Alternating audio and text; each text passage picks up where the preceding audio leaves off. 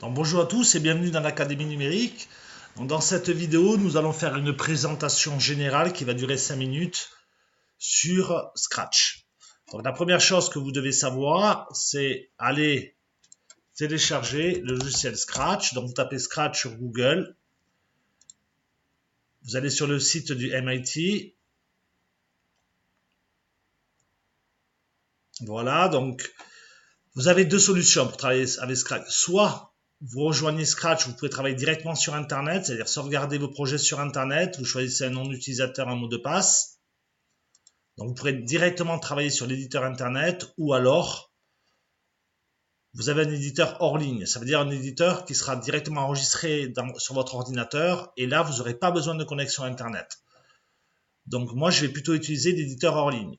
Ce qui est intéressant avec l'éditeur sur Internet, c'est que une fois que vous êtes connecté, si vous voulez travailler avec Scratch, vous allez pouvoir sauvegarder vos fichiers directement sur Internet. Ça veut dire que le serveur du MIT, on va attendre un petit peu, voilà, c'est un petit peu plus long, le serveur du MIT va enregistrer votre projet.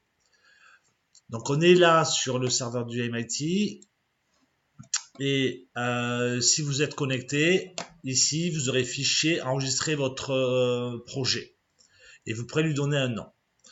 Autrement, vous pourrez directement l'importer et le télécharger sur votre ordinateur. Vous pouvez récupérer un fichier de votre ordinateur également. Mais nous, ce que nous allons faire, nous allons travailler avec l'éditeur hors ligne, parce qu'il est un petit peu plus rapide. Donc, vous avez deux choses. Première chose, c'est le Scratch est constitué d'un écran. Donc, d'un écran d'une largeur de 480. Regardez ici, c'est les X, 240, 0, moins 240. Donc, la largeur, c'est 480 pixels. Et la hauteur, c'est 360.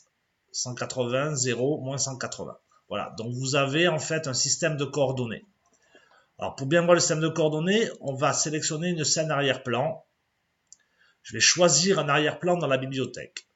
Donc dans la bibliothèque, je vais aller choisir l'arrière-plan ici. Donc vous voyez bien que vous avez un système de coordonnées qui va de 240 à moins 240 et de 180 à moins 180. Donc l'affichage ici, au niveau de la fenêtre, vous pouvez le réduire ou l'agrandir. Voilà.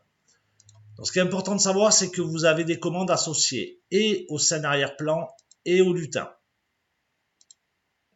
Donc on va commencer, nous, si vous voulez, à travailler un petit peu avec les arrière-plans. Donc les arrière-plans, vous pouvez soit les choisir dans la bibliothèque, soit si vous voulez, vous pouvez les dessiner vous-même, vos arrière-plans.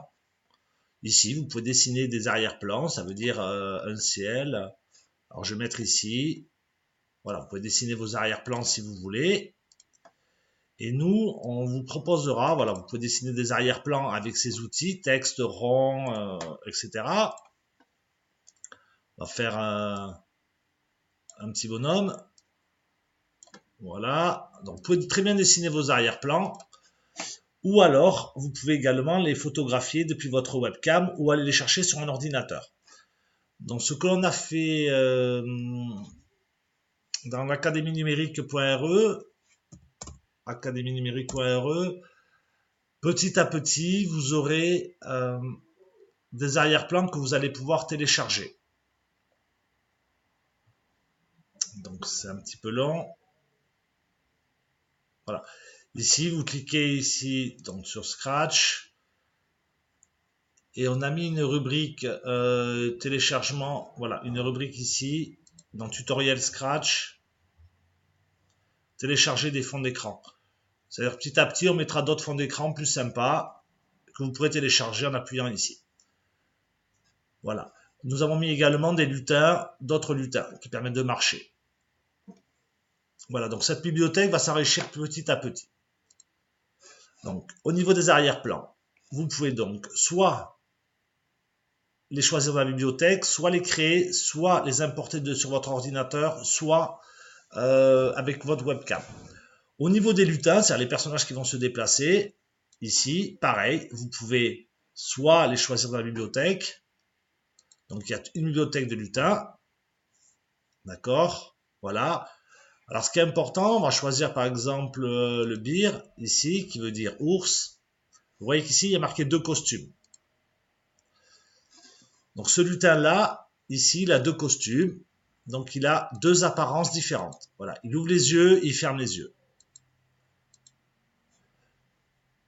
Vous avez ça. Donc, à chaque lutin est associé un script. Par exemple, on va commencer par quelque chose de très simple. Quand le drapeau vert est cliqué, on le met ici. Et on va dans Contrôle, ici. Et on va répéter indéfiniment. On va aller dans Apparence. Et on va aller sur le premier costume. On va aller ici dans Attendre un petit peu. Dans Apparence. Deuxième costume. Donc, il va prendre le premier costume, il va attendre une seconde, le deuxième costume, et ceci de façon indéfinie. Et regardez maintenant la fenêtre. Si je clique ici, voilà, il ouvre, il ferme les yeux, donc il clignote en fait. Voilà. Si je veux, ben, je peux lui faire ouvrir les yeux, fermer, ouvrir, fermer. Voilà. Donc, à chaque lutin est associé un script qui commence en général par quand le drapeau vert est cliqué. Et à chaque arrière-plan aussi, on peut associer un script. Ça veut dire que je vais choisir, quand le drapeau vert est cliqué, on va aller par exemple dans l'arrière-plan is grid. Je vais attendre une seconde et ensuite je vais aller dans l'autre arrière-plan. On y va, on teste. Il se met sur le premier et sur le second. Voilà. Donc, en résumé, vous avez des arrière-plans et des lutins. Chaque arrière-plan et chaque lutin a un script. Voilà. Et que ça soit un arrière-plan ou un lutin, ils ont des costumes. Vous pouvez les modifier. Vous pouvez en importer. Regardez celui-là. Il a deux costumes qui donnent une apparence de bouger. Voilà. Donc, je vous invite à regarder par vous-même toutes les rubriques mouvements, apparence qui permet de modifier l'apparence, le son qui permettra de jouer dans les prochaines vidéos, les stylos qui permettent d'écrire. Ça, ce sont des événements, donc vous le verrez un petit peu plus tard. Ça, c'est des capteurs, opérateurs. Donc, on peut faire des choses basiques et des choses un peu plus compliquées avec Scratch. C'est ça qui est vraiment intéressant. Si vous voulez commencer à écrire votre prénom, eh bien, tout simplement, on va finir la vidéo là-dessus. Eh bien, vous allez dans Nouveau lutin et vous allez choisir, par exemple, la première lettre de votre nom. Alors, alors en dessous, ici, voilà, vous avez, voilà. Alors, on va écrire Eric, E. Voilà. Et vous pouvez le déplacer avec la souris. Vous pouvez aller chercher un autre lutin avec R.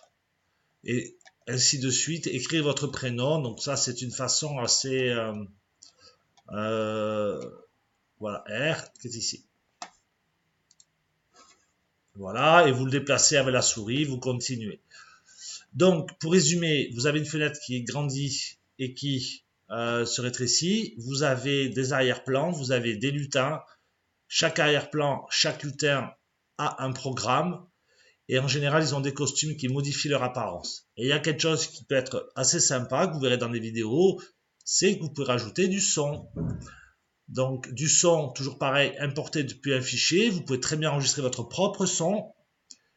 Et vous pouvez choisir le son dans une bibliothèque. Voilà. Donc, pour finir la vidéo, on va juste retourner sur l'Académie numérique.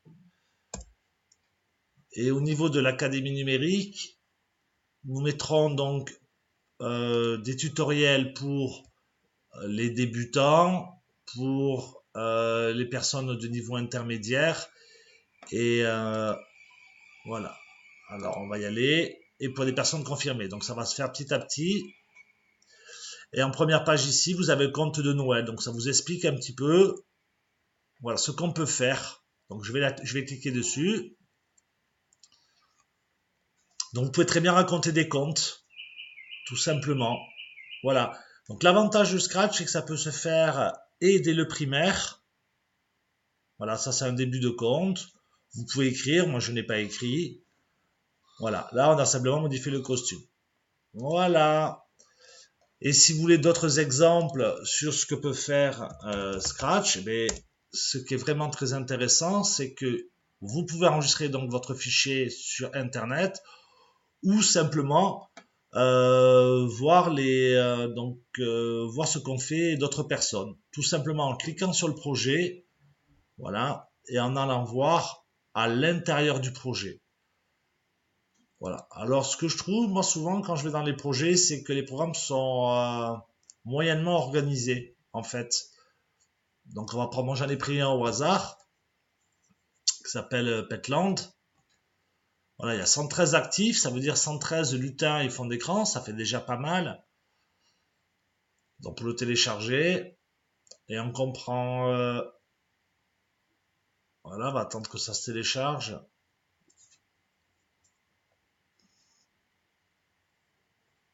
Ça prend un petit peu de temps, mais je vous invite, vous, à cliquer sur les projets. Voilà. Donc, ici, il y en a pas qui est de lutins ici. Hein. Voilà, ils ont fait plein de lutins. Il y a pas mal de scripts.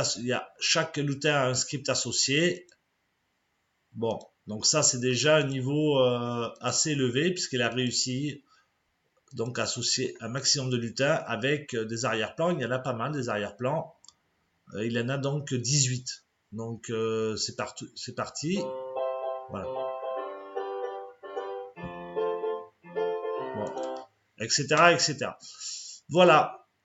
Ben, je vous remercie beaucoup et je vous invite plus tard à regarder les autres vidéos. À bientôt.